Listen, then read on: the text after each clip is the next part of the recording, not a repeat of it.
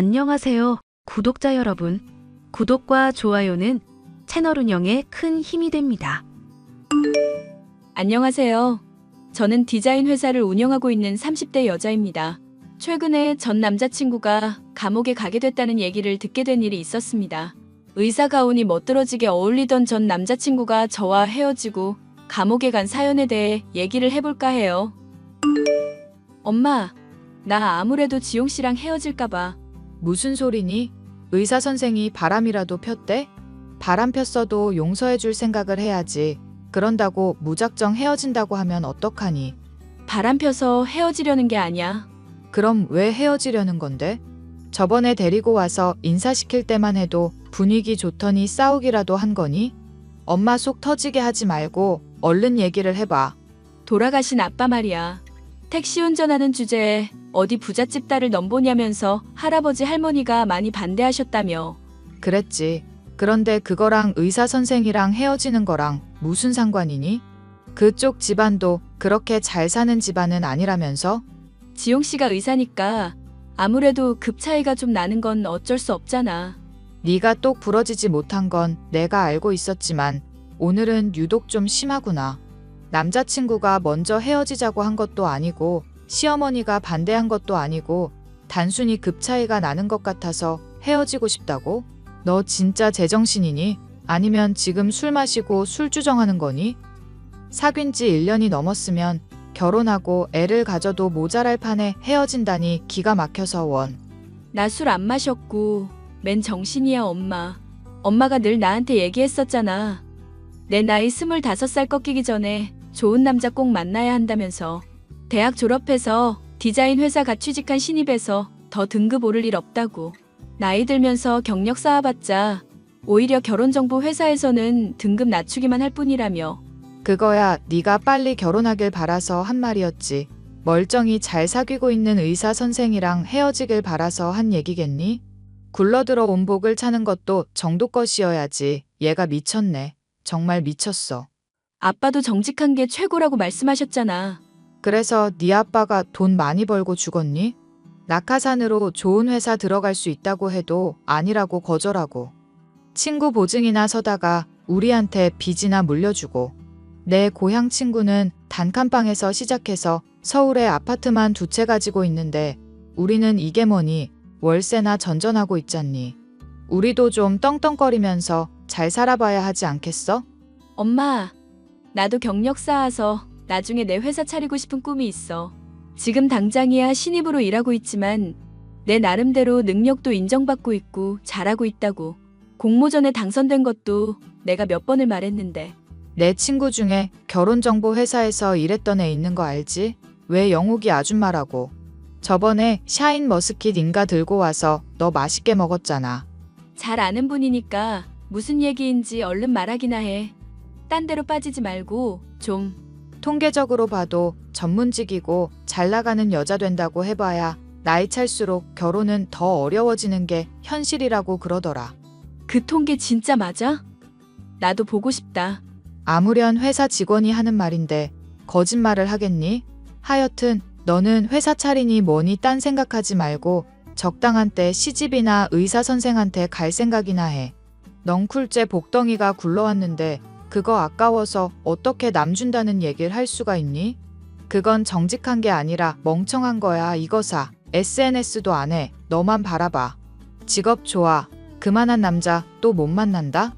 저는 6살 연상의 의사 남자친구와 사귀면서 사이도 나쁘지 않았고 엄마까지도 좋게 보고 있어. 결혼까지도 아무렇지 않게 거론되고 있는 상황이었습니다. 이런 상황이다 보니 헤어지고 싶다는 얘기에 엄마가 뒤집어지는 것도 당연한 일이었죠. 그런 엄마에게 솔직하게 모든 것을 털어놓고 싶었지만 남자친구를 안 좋게 볼까봐 얘기하지 못한 말이 있었습니다. 바로 남자친구의 어머니가 조건을 깐깐하게 따지기 때문에 다가올 시부모님과의 만남에서 저의 조건이며 학벌 등을 위장해야 한다는 것이었죠. 아무리 생각해도 이건 아닌 것 같아.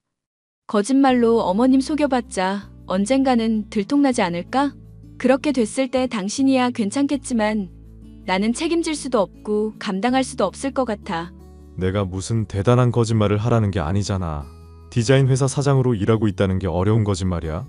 실제로 디자인 회사에서 일하고 있으니까 실무도 적당히 알 거고 회사 돌아가는 말 대충 몇 마디 해주면 그러려니 하고 넘어갈 텐데. 거짓말이 어렵다는 게 그런 말이야?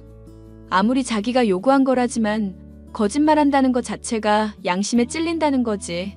세상을 살다 보면 선의의 거짓말이라는 걸 할 때도 있는 법이야. 내가 의사하면서 환자들이 아플 때마다 진실만 말하면 어떻게 될 것 같아? 금주 안에도 암은 다 나았고 위장이며 간이며 당분간은 괜찮을 테니까 편하게 술 마시라고 해야 할까? 아니면 술 때문에 가정이며 건강이며 다 박살날 거 예방하려고 암 재발할 수도 있으니까 철저히 금주하라고 해야 할까? 때로는 목적 달성을 위해서 필요한 거짓말이라는 게 있다는 거야. 저번에만 해도 알겠다고 괜찮다고 그러더니 엄마 아빠 볼날 다가오니까 왜 그래? 나중에 발각나면 어머님이 절대로 나 용서하지 않으실 텐데? 수연아, 나 정말 너 좋아해. 사랑한다고. 엄마 반대 때문에 힘들어서 떨어져 나간 여자들이 한둘 아니라고 말했잖아. 그런 경험 있는 내가 거짓말까지 시켜가면서 이러는 거 정말 너 좋아해서라는 거 모르겠어? 조금만 융통성 발휘하면 모두가 행복해지는데 왜 이렇게 답답하게 굴어? 언제는 솔직하고 착한 게 내 매력이라며? 알지. 그 매력 이번에만 잘 좀 감춰두기로 하고 내 부탁 한 번만 들어주라. 아빠야 무던한 사람이라 괜찮은데 엄마는 정말 위험하거든? 장담은 할 수 없지만 자기 말대로 한번 해볼게. 옳지. 그래야 내가 사랑하는 수연이지. 이럴 때만 사랑한다. 뭐다 말하지 말고 평소에 잘해. 맨날 바쁘다면서 제대로 만나지도 못하고 결혼까지 얘기 나오는 마당에 이게 뭔가 싶다니까. 병원 가서 도시락 건네주려고 하는데 아예 나 오지도 못하게 하고. 미안. 내가 사적인 거랑 공적인 거랑은 철저히 구분하고 싶은 사람인 거 알잖아. 원장님이 또 아는 사람 직장에 데려오는 거 아니라고 초반에 주해 주신 적도 있고. 공사 구분 철저한 건 좋은데 자기 자취한다는 집 구경도 딱 한 번밖에 안 시켜준 건 선 넘은 거지. 내가 집에 손님 들이는 일 자체가 아예 없는 거 알잖아. 결벽증이 있다는 거 저번에도 말했었지? 하여튼 간에 내가 정말 나중에 잘할 거고 다 갚을 거니까 잘 좀 부탁할게. 남자친구의 요구 때문에 어쩔 수 없이 저는 디자인 회사의 대표인 것처럼 거짓말을 해야 할 일이 생겨 마음이 심란했죠. 양심의 가책이 생겨서 이렇게까지 해야 하나 고민을 하던 저였지만 엄마 말대로 의사와 결혼한다면 경제적인 문제도 해결이 될 것이라는 생각에 속물적인 선택을 하고 싶더군요. 결국 저는 예비 시어머니와 예비 시아버지와의 만남 자리에서 저의 경력이며 집안의 재력 등을 속여 말했습니다. 참 어리석고 못난 행동이었죠. 오늘 너랑 얘기를 해보니 생각도 바로 박히고 아주 좋은 애라는 걸 알겠구나. 솔직히 그간 지용이가 데려온 애들 이미 지나간 년이라 흉보기는 싫다만 다들 하자가 많은 애들이었거든. 너도 얘기 대충 들어는 봤지? 이런 건 뭐 숨기고 할 거리도 아니잖니. 네, 저도 지용 씨한테 얘기 듣기는 했어요. 어머님 마음에 별로 안 들었다고 하더라고요. 내가 까다롭고 깐깐한 사람이 아니에요.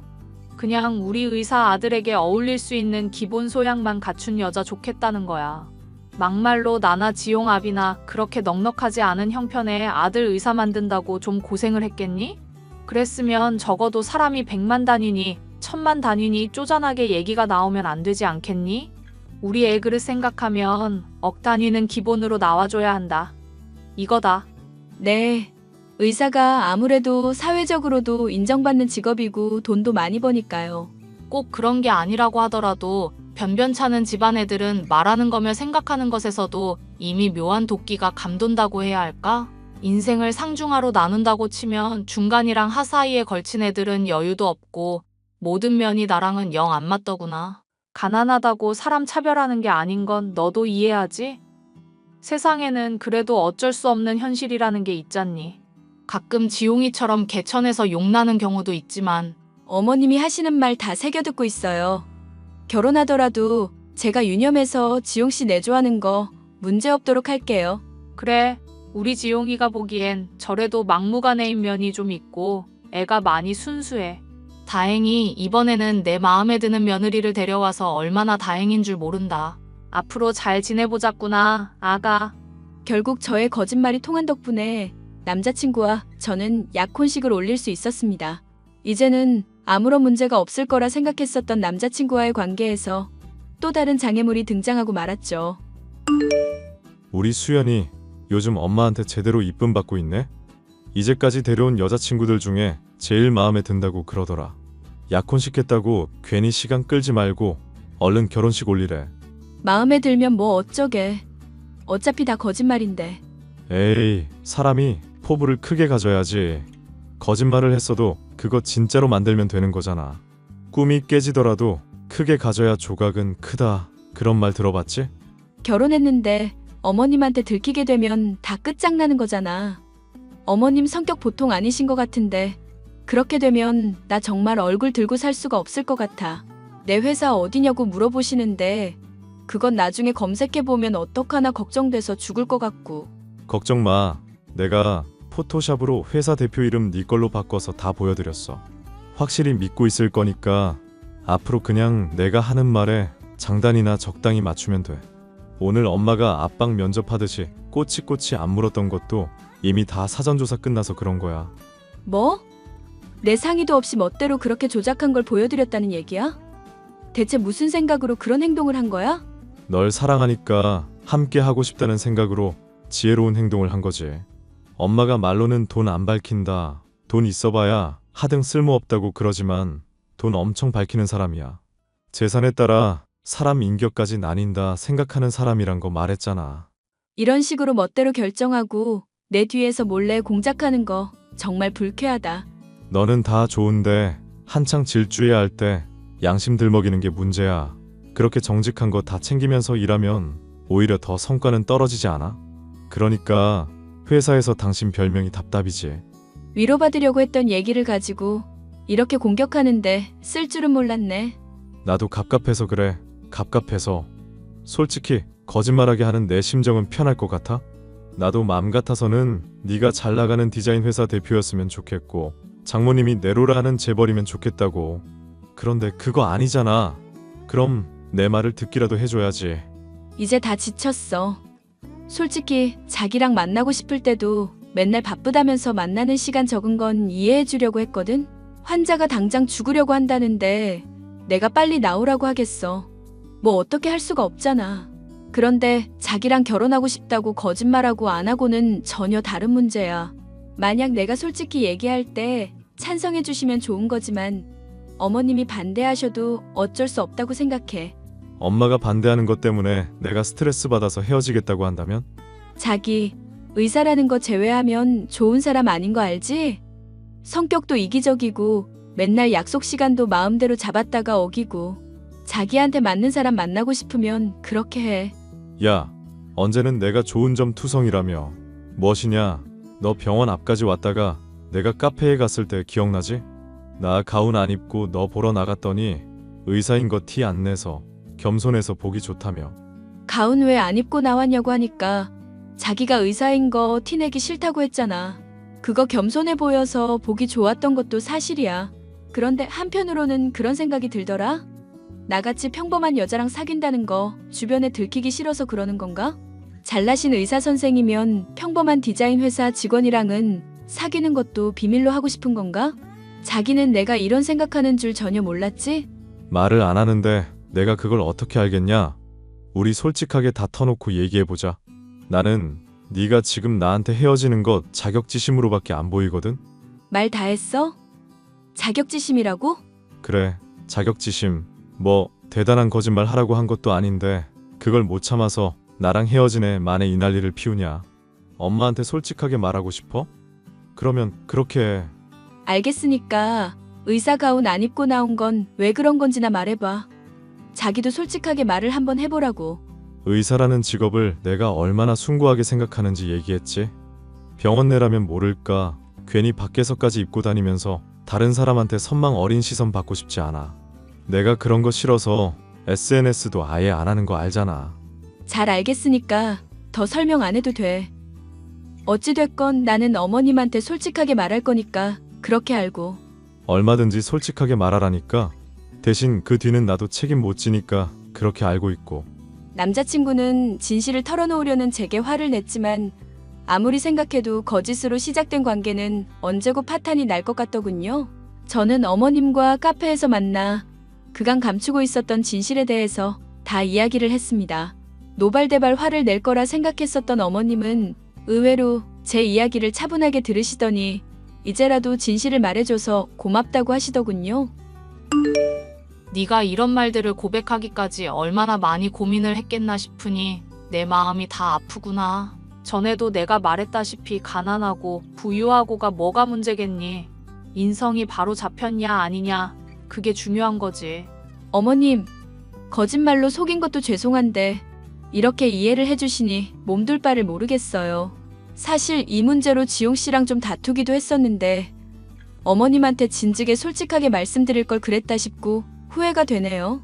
지용이 나름대로도 내가 반대할까봐 걱정이 됐던 거겠지. 거짓말로 이 어미 속이려는 건 괘씸하지만 그렇게까지 해서라도 너처럼 착한 애를 잡고 싶었던 모양이구나. 혼내기는 하겠지만 그렇게 심하게 혼내진 않을 테니 안심하렴. 너무 고마워요, 어머님. 그리고 오늘은 들어가서 푹 쉬고 거짓말하게 만든 지용이랑도 천천히 화해하든지 해라. 아참, 너 깜짝 선물 같은 건 혹시 좋아하니? 깜짝 선물이요? 아니요. 제가 놀라는 걸 별로 안 좋아하는 편이라서요. 그래? 너한테 선물이나 하나 주려고 했었는데. 나한테 잘못한 것도 있으니까 놀랄 때 놀라더라도 받아주겠다고 약속하면 안 되겠니? 아니요. 제가 잘못한 거랑 별개로 주신다니 감사히 받죠. 그냥 제가 죄송스럽고 민망스러워서 넙죽받기가 그래서요. 앞으로도 나랑 살면서 이런저런 일들이 많지 않겠니?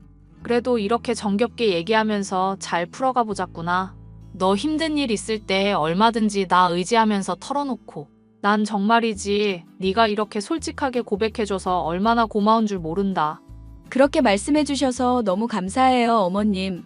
그래, 얼른 들어가 봐라. 나는 여기 조금 더 있다가 들어가련다.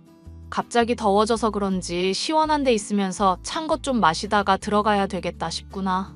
네, 먼저 들어가 보겠습니다. 어머님, 양심이 찔린 나머지 털어놓았던 고백 덕분에 마음도 편해졌고 예비 시어머니의 인정을 받게 되었으니 당장이라도 하늘을 날아갈 것처럼 기분이 좋았습니다. 이 기쁜 소식을 전하기 위해 저는 남자친구에게 연락을 취했는데 화가 났는지 저의 전화를 전혀 안 받더군요. 단단히 화가 났구나 싶어 저는 남자친구의 집에 들르기로 했습니다.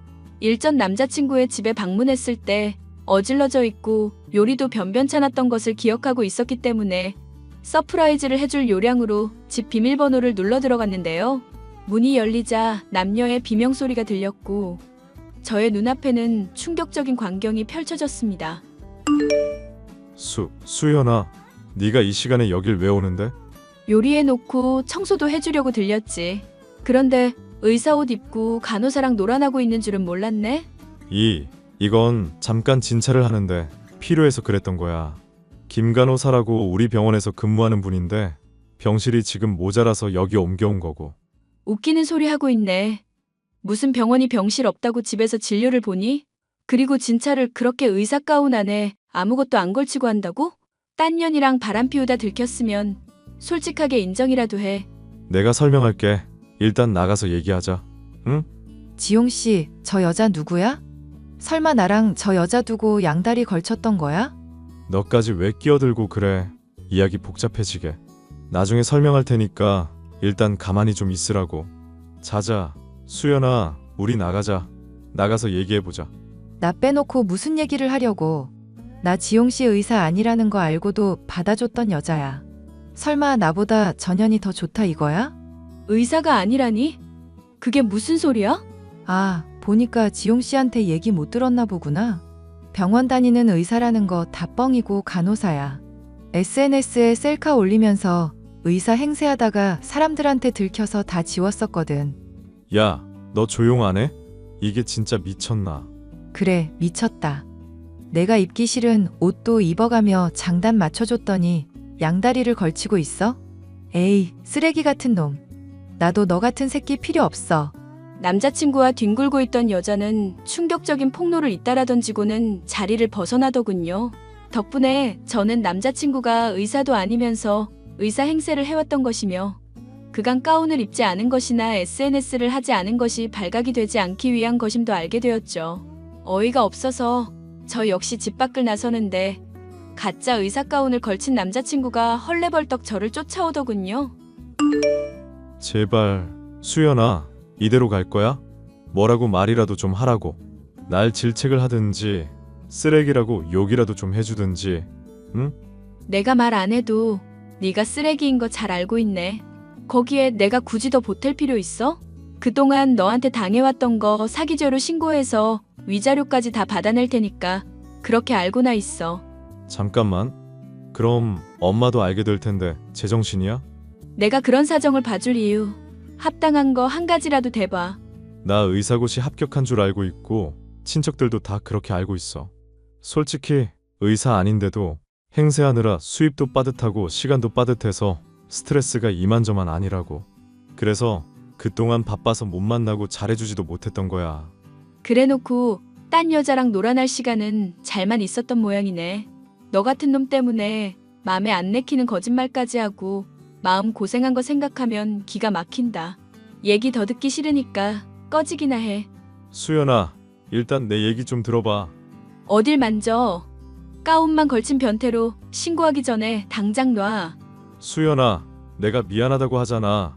이럼 나 정말 죽어. 죽는다고. 응?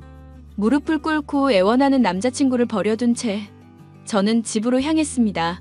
저와 사귀며 1년이 넘는 긴 시간 동안 의사 행세를 해온 남자친구로 인한 실망이 이만저만이 아니었죠. 그런 와중에도 남자친구의 어머니가 좋은 분인 것 같아 충격을 주고 싶지 않기도 했고요. 어떻게 해야 하나 고민을 하고 있을 때 남자친구의 어머니에게서 뜬금없는 메시지가 도착하더군요. 10억짜리 아파트, 최고급 가전제품, 집안일 도우미, 현금 5억. 이게 다 뭐예요? 뭐긴 예단 목록이지. 의사 아들이랑 결혼하는데 이 정도는 해야 하지 않겠니? 어머님, 너무 갑작스러워서 좀 혼란스럽네요. 혼란스러울 건 또 뭐 있냐? 어차피 너 이거 준비할 형편 안 되니 파혼하라는 소리 아니니. 갑자기 이게 무슨 말씀이신지 잘 모르겠어요.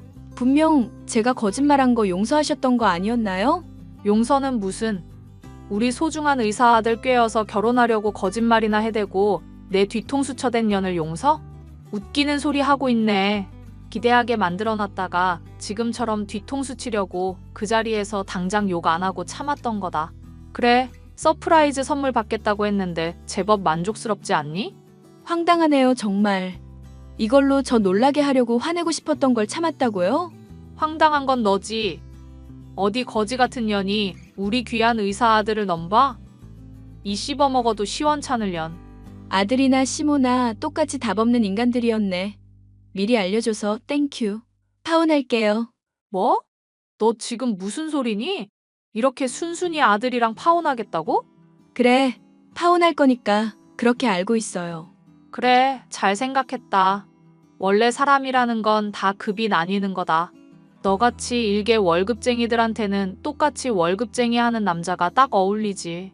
우리 의사 아들 수입이 얼마인데 어디 천한 것이 꼬리를 쳐대는지 기가 막혀서. 댁 아들이 진짜 의사라고 해도 댁 같은 시모는 싫거든요. 그건 또 무슨 헛소리냐. 지용이가 가짜 의사라도 되는 것처럼 말을 하는구나. 맞아, 가짜 의사. 잘난 의사 가운 입고 간호사 복장한 년이랑 집에서 뒹굴고 있더라. 못 믿겠으면 병원에 직접 전화해서 그런 의사 있나 한번 확인을 해봐. 괜히 아들이 보여주는 조작된 사진에 낚이지나 말고. 이 정신 나간 년이 누굴 모함하고 앉았어. 야, 너 내가 알아보고 거짓말이면 소송 걸 거야. 알겠니? 허위사실 유포죄가 얼마나 무서운 줄 모르지. 애지중지 키워온 아들이 사기꾼이라는 거 곧 알게 되는 걸로 충분하다 싶으니까 딱 한마디만 보태줄게. 댁 수준에 딱 맞는 아들이니까 계속 사랑해주고 사기죄로 감옥 가더라도 힘내고. 이 독사 같은 년아, 그 입 닥쳐. 입 다물라고. 얼른 내 앞에 와서 무릎 꿇고 지용이 모욕한 거 사과해. 입을 다물고 어떻게 사과를 할까? 인연이. 의사인 척 속이며 저 말고도 많은 여자들을 만나왔던 전 남자친구. 저는 소송을 통해 본때를 보여줬고 위자료를 청구해 끝끝내 돈을 받아냈습니다. 그로부터 몇 년이 지나서 저는 퇴사를 했고 저축한 돈에 위자료를 더해 저만의 디자인 회사를 차릴 수가 있었죠. 많은 것이 서툴고 부족하기는 하지만 전보다 더 시간적으로나 경제적으로 여유로운 삶을 살 수 있게 되었답니다. 그 사이에 전 남친이 여전히 정신을 못 차리고 의사 행세를 하다 간호사 일도 잘리게 되고 최근에는 감옥까지도 가게 됐다는 얘기를 들을 수가 있었습니다. 이 소식을 전해준 전 남친의 엄마는 제발 아들이 정신 차릴 수 있게 도와달라 호소해오고 있지만 이미 남이나 다름없는 사이이기에 알아서 하시라고 답변을 해줄 뿐이었네요. 사연 끝까지 들어주셔서 감사합니다. 안녕하세요, 구독자 여러분. 구독과 좋아요는 채널 운영에 큰 힘이 됩니다. 안녕하세요. 저는 포항에 있는 철강 회사에서 근무하고 있는 33살 남성입니다. 이름을 대면 누구나 알만한 대기업이고 고등학교를 졸업하고 바로 취직한 터라 벌써 근무 13년 차네요. 야간 근무를 끝내고 아침에 퇴근해서 헬스장에서 땀을 쫙 빼고 집에 오니 이렇게 상쾌할 수가 없습니다. 침대와 일심동체가 되기 전 항상 챙겨 듣던 사연 채널에 제 사연을 보내보고자 이렇게 글을 쓰게 되었네요. 제가 33년 인생을 살아오면서 처음으로 배신을 당했던 적이 있는데요. 그 사건을 계기로 비혼 주의에 가까운 생각을 갖게 되었고 누군가를 만나는 것에 대한 두려움이 생겼습니다. 그 당시에는 한동안 아무것도 못하고 방에 틀어박혀 한 달은 꼬박 지냈을 정도로 힘들었거든요. 지금은 이렇게 웃으며 말할 수 있는 이야기지만 한때 저를 힘들게 했던 그 이야기를 지금 써내려가 볼까 해요. 무슨 사연인지 궁금하시죠? 지금 바로 제 사연 시작하겠습니다. 민철아, 할미다. 오늘 졸업식인데 이 할미가 못 가봐서 어떡하누? 할머니, 다리도 아픈데 어디로 온다고 그래? 의사 선생님도 쉬라고 하셨잖아. 나 괜찮으니까 걱정 마. 그려. 어이구 내 새끼 말도 못할 때가 엊그제 같은데 벌써 고등학교 졸업해서 어른이라니. 이게 다 할머니 덕분이야. 아참, 나 개근상 탔다? 다른 건 못 타도 열심히 학교 다닌 티는 냈네. 어이구 장하다. 이제 장가만 보내면 편히 눈 감을 수 있겠어. 할머니, 그게 무슨 소리야. 나랑 평생 같이 살아야지. 오래오래 만수무강해야 해. 자꾸 죽는다는 소리 하지 마. 애구구, 이 늙은이가 또 주책을 부렸구만. 우리 하나밖에 없는 손주 할머니가 미안하다. 아니야. 졸업식 끝났는데 민수랑 짜장면 사 먹고 들어갈게. 원래 졸업식 땐 짜장면인 거 알지? 민수네 부모님이 자장면 사주신다고 해서. 그려. 할머니는 조금 전에 먹었어. 그러니 걱정 말고 먹고 와. 민수 부모님한테 안부 전해드리고 다음에 한번 지나가다 들리라 그래. 김치 더 준다고. 알겠어요. 안 그래도 민수 엄마가 김치 이야기 하시더라.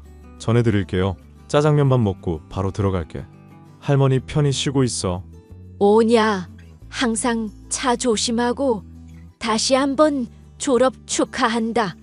내 새끼. 저는 일찍이 부모님을 모두 여의고 할머니 손에서 자랐습니다. 언젠지 기억도 안 나지만 할머니와 살게 된 건 유치원에 다니기 시작할 무렵이었습니다. 할머니는 제가 부모님이 계시지 않는다는 이유로 없어 보이거나 부족하다는 말을 듣지 않게 하기 위해 많은 노력을 하셨어요. 다리 수술을 하기 전까지는 식당에서 설거지와 반찬을 만드는 일을 하시며 저를 뒷바라지 하셨습니다. 본인이 먹을 것, 입을 것 아껴가며 저를 위해 주셨고 할머니 덕분에 저는 어긋나는 일 없이 무사히 고등학교를 졸업했죠. 할머니는 대학에 진학하는 걸 바라셨지만 저는 일찍 철이 들다 보니 대학에 가는 것보다는 돈을 벌고 싶었습니다. 운 좋게 대기업 인턴으로 근무를 하게 되었고 좋게 평가되어 인턴 계약 기간이 끝남과 동시에 정규직으로 전환이 되었죠. 남들은 들어가기 힘들다는 대기업에 어린 나이에 입사해 많은 월급을 받게 되었고 틈틈이 저축도 하며 열심히 살았습니다. 22살이 되던 해 남들 다 가는 군대도 다녀왔죠. 연로하신 할머니가 홀로 계시는 게 걱정이 되었지만 동네 어르신들이 잘 보살펴드리겠다며 제 걱정의 짐을 덜어주셨습니다. 무사히 전역하고 회사에 복직해 예전처럼 열심히 일했어요. 그렇게 시간이 흘러 20대 후반이 되었을 때 직장 동료의 소개로 예비 신부를 만났습니다. 진호 씨, 요즘 업무하는 건 어때? 오랜만에 복직해서 일하려니 많이 힘들지? 아, 선배님. 저는 괜찮습니다. 아무렴 힘들어도 군 생활보단 낫죠. 하하, 그렇지. 오늘 퇴근하고 나랑 소주 한잔 어때? 아, 할머니가 혼자 계시는데 오늘 저녁 같이 먹기로 했거든요. 에이, 진호 씨는 꼭 그러더라. 하루 정도는 나한테 시간 좀 내줘. 죄송합니다. 할머니가 지난주에 퇴원하시고 컨디션 좀 나아지셔서 외식 좀 하려고요. 아, 그렇구나. 그럼 내가 이해해줘야지. 우리 팀에서 진호 씨가 가장 유능한 인재인 건 알고 있지? 과찬이십니다. 좋게 봐주셔서 감사하죠.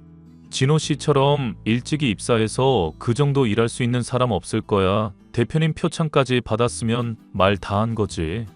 우리 회사가 복지가 좀 좋아? 그나저나 진호 씨가 올해 몇이지? 저 올해 28입니다. 왜 그러세요? 오, 딱이네. 마침 내 고향 후배가 하나 있는데 걔가 어렸을 때부터 공주로 불리던 애거든. 얼마 전에 한국 귀국했다길래 만났거든. 진호 씨랑 잘 어울릴 것 같아서. 네? 그게 무슨 말씀이세요? 저랑 잘 어울릴 것 같다뇨? 에이, 진호 씨 이제 나이도 있고 연애는 해야지. 언제까지 일만 하고 살 거야? 진호 씨 정도면 여자들이 줄을 선다고. 젊어서 모아둔 돈도 제법 있지. 얼마나 좋아? 아, 저는 아직 연애할 생각이 없어요. 할머니도 모셔야 하고 여러모로 상황이 그렇지 않네요. 그게 무슨 상관이야? 그리고 걔는 현모양처 스타일이라 진호 씨도 아주 마음에 들어 할걸? 그러니 이참에 소개팅 한번 해볼래? 제가요? 어우, 저는 괜찮은데. 에이, 그러지 말고 만나봐라. 내가 이렇게 말하는 성의를 봐서라도 커피 한 잔 마시고 오라고. 이미 말도 해놨단 말이야. 제 의사도 안 물어보시고 그러시면 어떡합니까? 참, 선배님도. 그럼 저 커피 한 잔만 마시고 오겠습니다. 더 이상 진전이 없어도 뭐라고 하시기 없기입니다. 에이, 나 그렇게 속 좁은 사람 아니야. 그럼 약속 잡고 연락 줄게. 고마워. 직장 동료는 하루가 멀다 하고 자신의 고향 후배라며 어찌나 자랑을 해대던지요. 저도 사람인지라 하도 좋은 말로 감싸서 어떤 사람인지 내심 궁금했습니다. 며칠의 시간이 흘러 시내의 한 카페에서 소개팅을 하게 되었는데 거짓말 안 보태고 무슨 연예인 보는 줄 알았습니다. 사람한테 후광이 비치기도 한다는 말, 저는 거짓말인 줄 알았거든요. 예비 신부는 탄탄한 몸매에 당장이라도 쏟아질 것 같은 큰 눈망울이 매력적인 사람이었습니다. 현재 어린이집 교사로 근무를 하고 있다고 했습니다.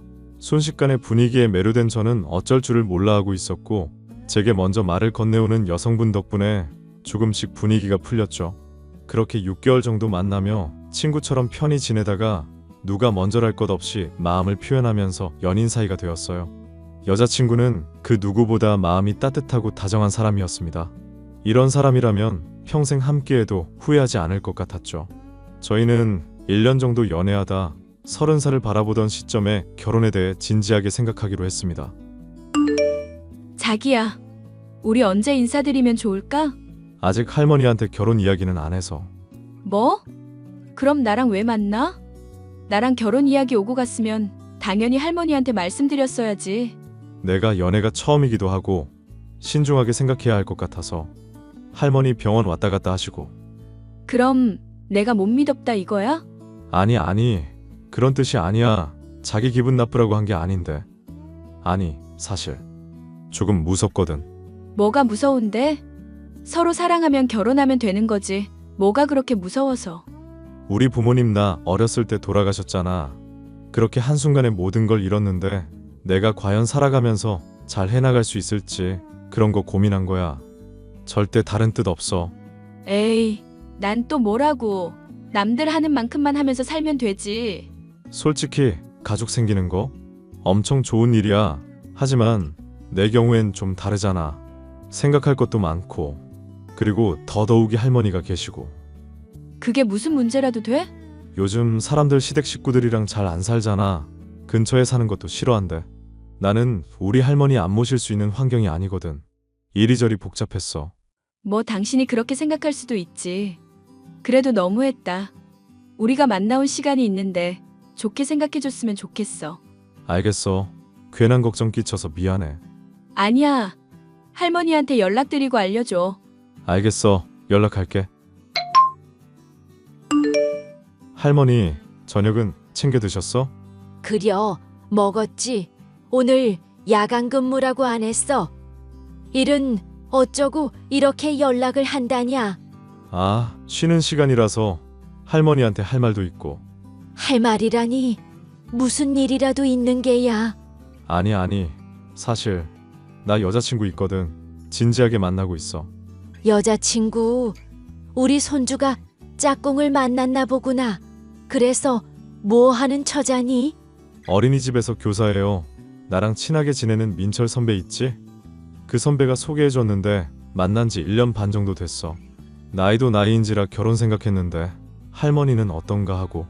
아이고, 그런 게 있으면 진작에 이야기했어야지. 이 할머니가 좋고 싫고가 뭐가 있냐. 하나밖에 없는 우리 손주 장가가는 것까지는 보고 가야 마음이 편하겠는데.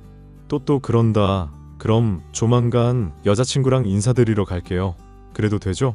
암만 되고 말고 손자 며느리 될 사람 온다는데 거하게 한상 차려놔야겠네. 난 또 무슨 일이라고. 할머니 다리도 안 좋은데 무리하지 말고 우리 외식해요. 옛기 집에 귀한 손님 올 때는 손수 대접하는 거야. 이 할머니 아직 잘 걸어 다닌다.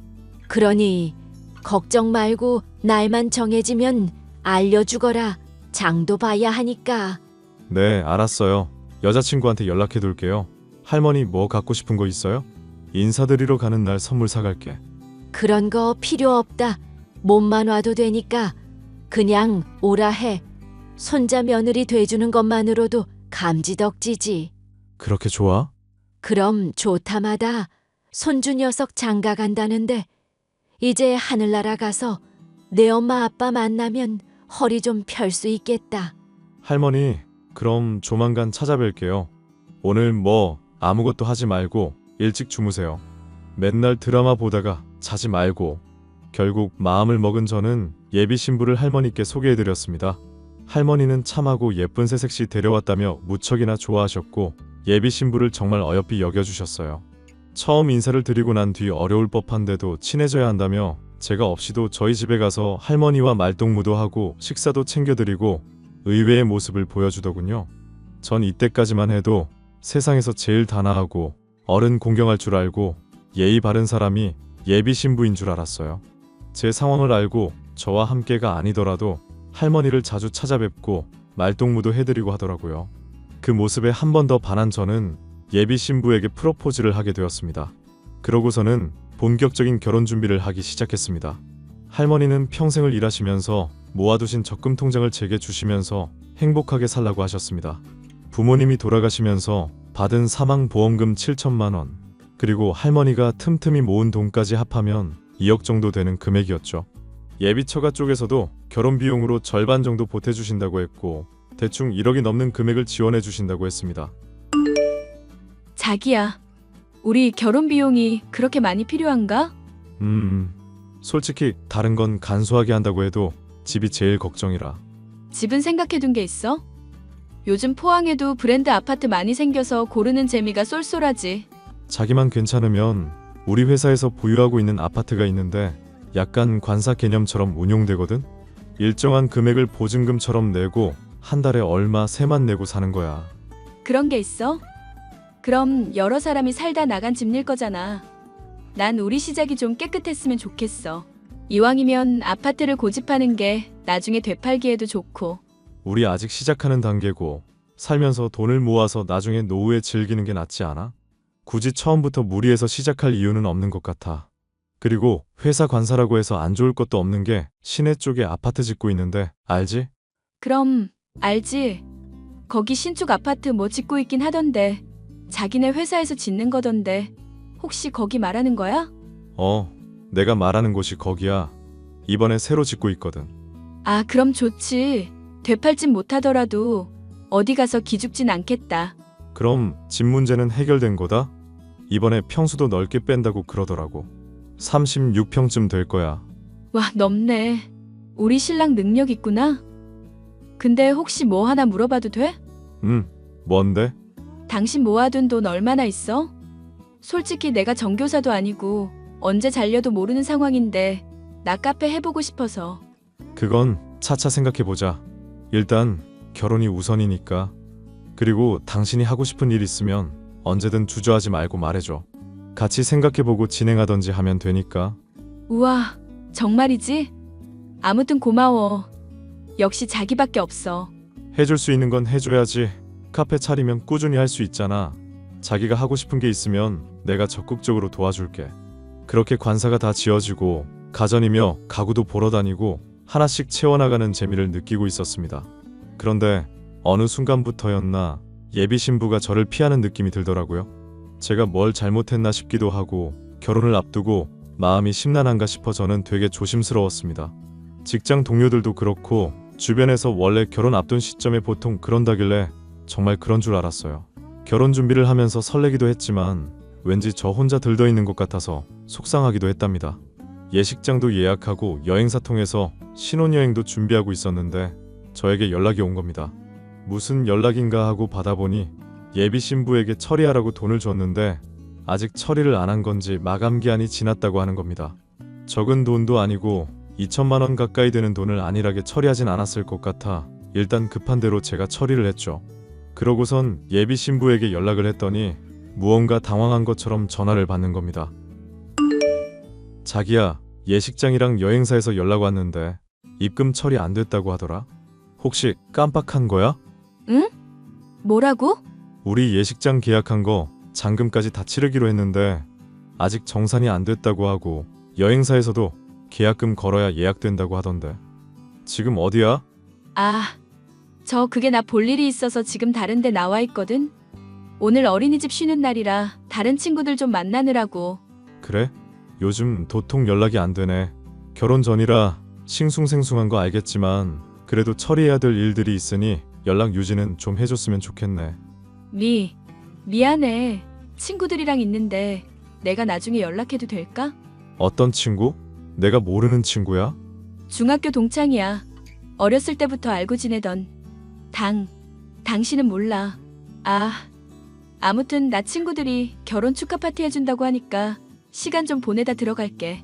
늦게 들어가니까 신경 쓰지 말고 먼저 자던지 일 봐. 알겠어. 무슨 일 있으면 연락해. 아, 맞다. 그럼 내가 준 돈은 어떻게 한 거야? 가지고 있어? 돈? 내가 지금 말하기가 좀 곤란하거든. 나중에 연락할게. 아니, 그냥 있다 없다 말하면 될 건데 다른 데다 쓴 건 아니지? 그냥 좀 내가 나중에 연락한다고.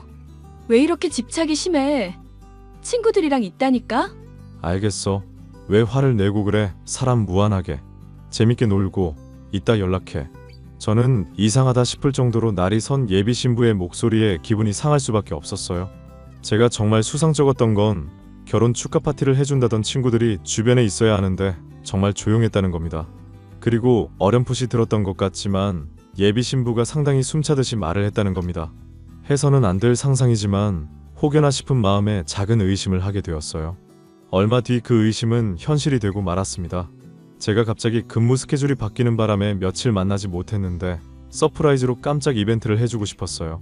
집에서 쉬고 있다길래 주간 근무가 끝나자마자 저녁 시간에 맞춰 커피와 디저트 그리고 간단히 먹을 음식을 사서 예비 신부의 집 근처로 갔습니다. 잠시 외출을 한 것 같길래 주차장에 차를 세워두고 기다리고 있었죠. 그런데 말입니다. 잠시 뒤 예비 신부가 웬 남자와 함께 집으로 돌아오는데 상당히 익숙해 보이는 게 아니겠어요? 옆에 있던 남자와 다정하게 팔짱도 끼고 스킨십도 하고 누가 보면 애틋한 연인 사이 같았죠.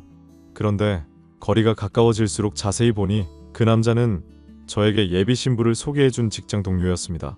둘이 잠시 이야기를 나누더니 집으로 같이 들어가는데 왠지 따라가야 할 것 같은 느낌이 들었죠. 숨죽이고 예비 신부 집 현관 앞에서 서성이는데 듣지 말아야 할 소리까지 들었어요. 민망한 건 둘째치고 너무나도 적나라한 소리에 당황스럽기 그지없더군요. 이내 정신을 차리고 상황 파악을 한 뒤 확실한 증거를 잡기 위해 때를 기다리기로 했습니다. 자기야, 어제 집에 없었어? 왜? 나 집에 있었지. 왜 그러는데? 아니, 나 어제 근무 끝나고 얼굴도 볼 겸 집에 찾아갔는데 불은 켜져 있는데 반응이 없어서 연락도 안 되고 커피 사서 갔었거든. 뭐? 왜 말도 없이 와? 며칠 못 봤잖아. 갈 수도 있지 뭘 그래? 결혼할 사이인데 새삼스럽게. 나도 개인 프라이버시가 있는 사람이야. 결혼해서도 좀 지켜줘. 당신 그런 사람 아니잖아. 내가 어떤 사람인데? 뭐 내가 알면 안 되는 거라도 있나? 말을 왜 그렇게 해? 사람 참 이상하게 만든다. 아무튼 다음에 연락하고 와. 그래, 어려운 거 아니니까 내가 미안해. 그나저나 지난번에 친구들이 파티해 준 거 재밌었어? 응, 재밌었지. 요즘 여자들 그런 거 많이 하던데 사진도 찍고 자기도 사진 좀 보여줘. 그런 거 요즘 예쁘게 잘하더구먼. 내가 미처 사진을 못 찍었네.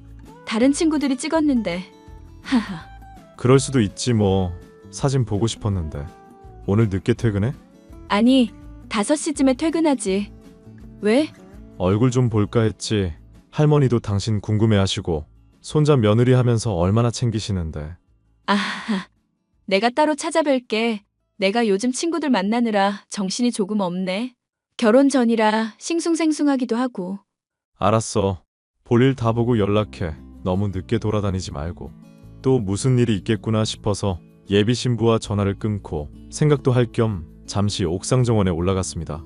웬걸요? 직장 동료가 누군가와 통화를 하는데 하도 크게 통화를 해서 누군지 한 번에 알겠더라고요. 저는 모든 대화를 녹음하기 시작했습니다. 대화를 들을수록 가관이었어요. 자기야. 아무래도 우리 들킬 것 같아. 조금 신경을 써야 할 것 같은데? 그게 무슨 소리야? 아니, 진호 씨가 자꾸 우리 집에 오는 것도 그렇고 연락 안 된다고 투덜대는 것도 그렇고 뭔가 알고 그러는 것 같아서. 아, 걱정 마. 그렇게 둔에 빠진 새끼가 뭘 알아? 알았어도 진작에 알았어야지. 그런 순둥이 없으니까 잘 구슬려봐. 하긴 호구인 것 같긴 해. 지난번에 2천만 원도 그 뒤로는 뭐 안 묻더라? 잊어버린 건지 그냥 그러려니 하는 건지. 봐봐, 걔가 그런다니까? 자기 사람이라 생각하고 널 완벽하게 믿은 거지. 이왕 이렇게 된 거 결혼자금 다 달라 그래. 서류상 이혼하고 그런 거 문제 안 되니까 경제권은 네가 가져와. 그러다 들키면? 들키면 뭐 어쩔 수 없는 거지. 결혼해서 적당한 시기 봐서 이유 둘러대고 이혼해. 위자료 빵빵하게 뜯어내고. 성공할 수 있겠지? 정말 기록에 안 남는 거 맞아? 초본 이런 거 떼보지 않는 이상 몰라. 그리고 그런 거 뗄 이유가 뭐가 있어? 그냥 살림은 다 네가 한다 그래. 할머니도 대충 시기 맞춰서 들여다보면서 맞장구 쳐주고. 내가 지난번에 들었는데 결혼자금으로 할머니가 2억 준다고 했다더라. 없어 보여도 다 알짜배기라고. 정말? 나한테는 별말 없었는데. 나 카페 차려달라고 하긴 했거든. 그 돈 받아서 먹고 튀어야겠다. 벌써 그러면 안 되지. 아주 쪽쪽 빨아먹고 그래야 해. 근데 생각해보니까 진짜 이 남자 완전 호구야. 나 결혼 선물로 차 받았다니까? 명품 백도 사주고. 내 말 한마디면 빌빌 기어. 그러니까 내 말이 그거라고. 이런 기회 흔치 않아. 잘해보자. 그래. 우리도 부자 돼보는 거야. 게다가 어미 아비도 없어서 정말 개꿀이야. 얼른 결혼해서 개꿀 인생 살고 싶다. 부모가 어려서 일찍 죽었다나 봐. 그건 들어서 알고 있어. 근데 너무 티내지 마. 가벼워 보이니까. 저는 제 돌아가신 부모님까지 욕보이며 대화를 나누는 그 사람들을 도저히 두고 볼 수 없었습니다. 성큼성큼 다가가 휴대전화를 뺏어들고는 예비 신부에게 소리쳤습니다. 당황해하는 직장 동료와 전화기 너머로 고래고래 소리치는 예비 신부가 아주 가관이더군요. 이 정신 나간 년아, 네 인생 지옥으로 보내줄게. 뭐야? 야, 너 지금 뭐 하는 짓이야? 선배님, 지금 저랑 장난하세요? 혹시나 했는데 역시나였네요. 어떻게 저한테 이러실 수 있으세요? 뭐가? 진호 씨, 지금 이게. 저 처음부터 끝까지 다 들었거든요. 그리고 얼마 전에 예비 신부 집 앞에서 둘이 들어가는 것도 보고. 야, 배소희, 너 사람 잘못 봤다? 여보. 오해야. 여보는 무슨... 너 내 2천만 원 당장 들고 튀어와. 1시간 준다. 갑자기 왜 그래? 지금 이거 오해하는 거야. 그래, 오해야 진호 씨. 내가 다 설명해 줄게. 원래 우리 둘이 고향 선후배 사이잖아. 친하니까 통화도 할 수 있는 거고. 그래. 자기야, 무슨 오해가 있는 것 같은데. 당신이 생각하는 그런 거 절대 아니야. 2천만 원은 내가 지금 바로 보내줄게.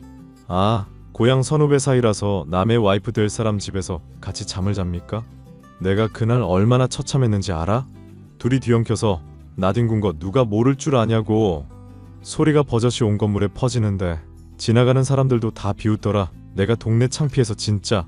다른 거 다 필요 없고 우리 파혼이야. 그리고 돈 당장 보내라. 자기야, 오해라고. 내 말 좀 믿어줘. 진호 씨, 내가 미안해. 오해하게 해서 정말 미안해. 내가 다 설명할 테니까 대화 좀 하자. 다 필요 없고 지금 당장 돈 보내라. 그리고 파혼하는 건 당연한 거고 계약 걸었던 거 다 취소해 버릴 테니까 그렇게 알아. 30분 내로 돈 안 보내면 소송 건다. 1시간이라며. 왜 갑자기 30분이야? 아씨, 진짜. 왜? 돈 없나 봐? 그럼 어쩔 수 없네? 증거 가지고 소송 건다. 수고해라. 저는 그렇게 예비 신부에게 파혼을 선언하고는 곧바로 변호사를 선임해 손해배상 청구 소송을 걸었어요.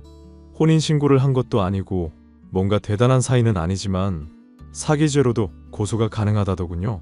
하지만 제가 가진 증거가 사기죄가 성립된다기보다는 혼인을 준비하는 과정에서 상대방이 실수를 저질렀기에 손해배상을 청구하는 정도로 마무리 지으면 좋을 것 같다는 조언을 얻었습니다. 저는 그렇게 예비 신부를 상대로 결혼 준비하면서 사용한 돈의 절반 정도를 보상금으로 받고 마무리 지었습니다. 하지만 그냥 조용히 지나가기엔 제가 너무 불쌍하더라고요. 하나밖에 없는 손주 며느리라며 좋아하셨던 할머니 모습을 생각하니 더더욱 우라가 치밀어 올랐습니다. 저는 사내 게시판과 어린이집 홈페이지에 두 사람이 부적절한 관계를 저지른 증거와 함께 고발글을 올렸어요. 아니나 다를까 순식간에 이야기가 퍼졌고 직장 동료는 돌연사표를 내버리더군요. 예비 신부도 근무하던 어린이집에서 권고사직 당했고 아이 엄마들을 통해 온 동네에 소문이 퍼져버렸습니다. 들리는 말에 의하면 급하게 집을 정리하고 어딘가로 이사를 갔다고 하더라고요. 그리고 예비 신부가 저에게 보상금과 2천만 원을 돌려주면서 급하게 사채를 썼는데 빚에 허덕이게 되었다는 소리를 들었습니다. 사채를 함부로 쓰는 게 아닌데 날이 갈수록 불어나는 이자를 어떻게 감당하려고 그랬는지 뭐 다 자업자득인 거겠죠? 아무튼 저는 모든 일을 정리하고 아무 일 없었다는 듯이 회사를 열심히 다니고 있습니다. 할머니가 잠시 알아누우셨지만 천벌받을 년이라며 나중에 더 좋은 인연 만나라고 덕담까지 해주셨어요. 저는 당분간 연애나 결혼은 하지 않을 생각입니다. 이번에 받은 상처도 있고 이번 일로 사람에 대한 두려움이 생겼거든요. 언젠가 제 마음에 여유가 생긴다면 좋은 사람이 나타난다면 생각이 바뀔 수 있겠죠. 제 사연은 여기까지고 지금까지 제 기막힌 파혼 사연 들어주셔서 감사합니다. 저와 비슷한 상황이신 분들 이혼보다는 파혼이 100번 나으니까 신중한 선택하시길 바랄게요. 그럼 이만 줄이겠습니다. 감사합니다.